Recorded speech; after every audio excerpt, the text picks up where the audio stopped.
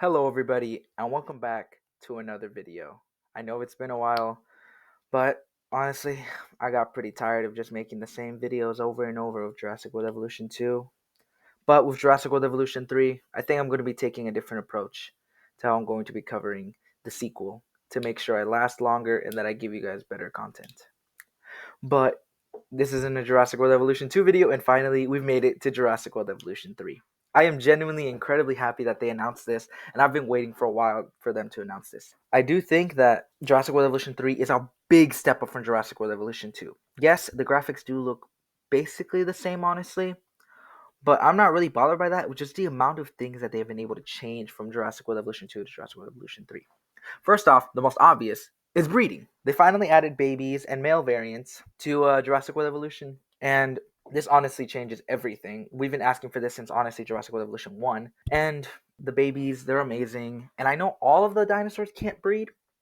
I know there is a total of 82 species, with 75 being able to breed. There's 7 species that can't breed. Now, what those 7 species are, we'll talk about that later. But from what it seems, most regular dinosaurs and aquatic reptiles and pterosaurs are going to be able to breed. Now, I do not believe that there will be like a seamless growth system where, it will just naturally grow over time to get bigger and bigger. It will just kind of, happen maybe. Like we look away and then they grow bigger. I think that's fine with what they're doing. They added a bunch of stuff and this is just it. It probably wouldn't have been fine if this was just it, but they added way more stuff than that. And another thing is, of course, sexual dimorphism. We finally have males and females in Jurassic World Evolution. Males aren't really that big of a part in the Jurassic franchise, but they do exist as we have seen babies, we have seen Buck, we have seen the male Triceratopses, which we should be seeing too. And I just honestly love some of these male variants. Like male Triceratops, I really like. And well, with the amount of species and models that each species has, there's going to be around 240 models for each species, one baby, one female, one male. And honestly, that's a lot. Oh my gosh, that is a lot of work that Frontier has already put into this game. I'm sure this isn't all of it. The next thing that really surprised me when I first saw the trailer was all the new terrain options and building options. The Japanese style maps that we saw in the first trailer were absolutely amazing. Soon being able to see all these new maps and architectural styles is going to be awesome. People are going to be able to make some amazing things with this. But I think that another thing that will help definitely is finally some expanded terrain tools, some really diverse and strong terrain tools that can allow us to basically do anything we want. There's going to be waterfalls, there's going to be canyons, there's going to be valleys, there's going to be slopes, there's going to be so many things. And another thing, again, elaborating, the deeper water finally means we have swimming dinosaurs. And that is honestly amazing. We're going to finally see some swimming dinosaurs in our game. We do know that this probably means semi-aquatics are going to be in the game. Or like Nothosaurus, Archelon, they're going to be go in the water, go on land. Unlike in Jurassic World Evolution 2, where they were kind of limited. They were just lagoon species, and then you could put a platform, and it'd be kind of there, but not really. This expands our species too. We can finally get more semi-aquatics, maybe some crocodilians, maybe some other diverse aquatic reptiles, and just other semi-aquatic dinosaurs and species.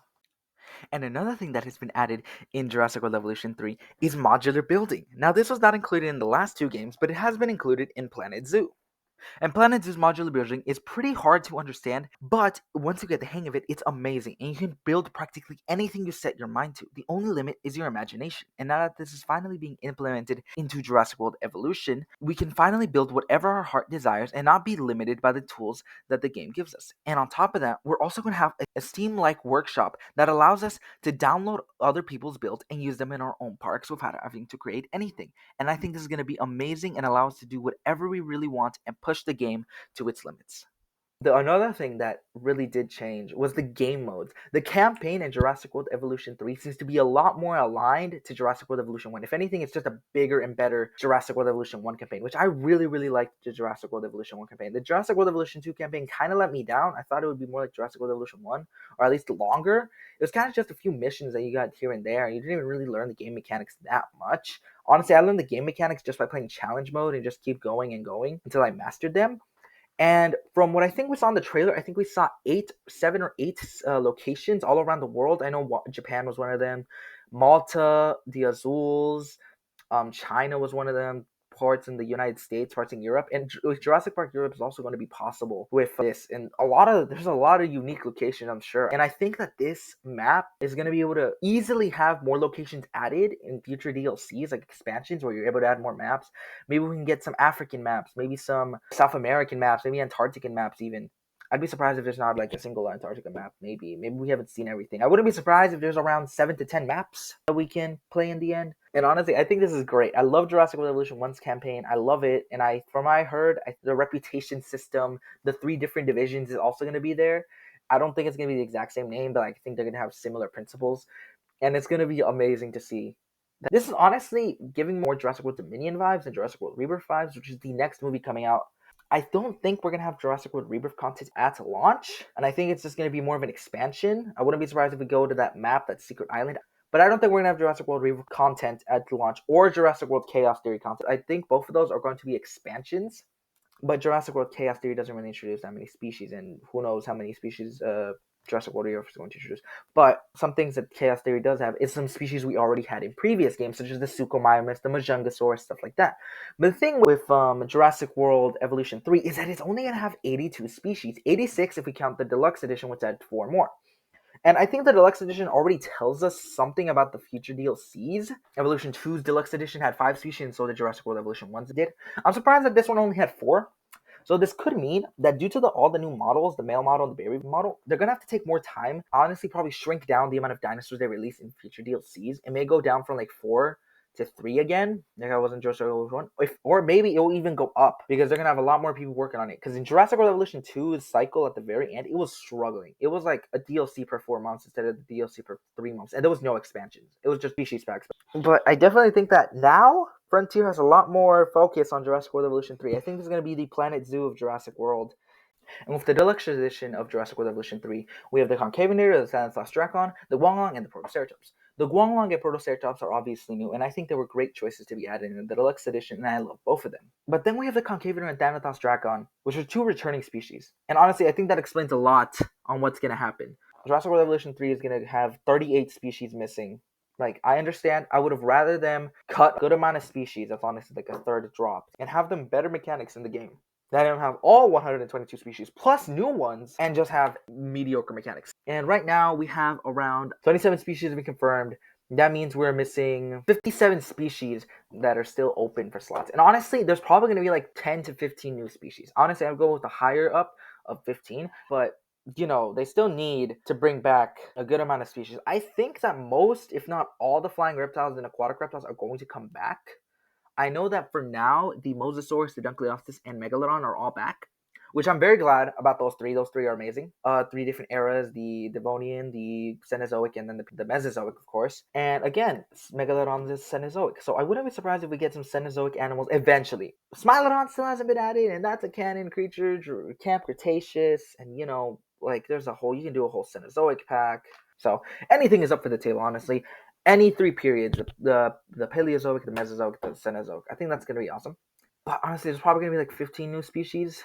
And then the rest, so that would go from 57 to 42. So that leaves 42 species to just be returning species. And that is not a lot of returning species, honestly. And from considering we already see that Thanatos, Dracon, and Concavenator are being sold in DLC, a lot of the species are probably going to have to buy them again. Now, what those species are, I'm going to talk about that in another video, including the species that have already been confirmed, and what I think is going to get cut, and what's not going to get cut. But I do think that Frontier made the right call with this. And another thing that they've added is more attractions. We already have 2 of them confirmed, being the balloon ride from Jurassic Park Operation Genesis, and the Gentle Giants, which we saw in the gameplay trailer.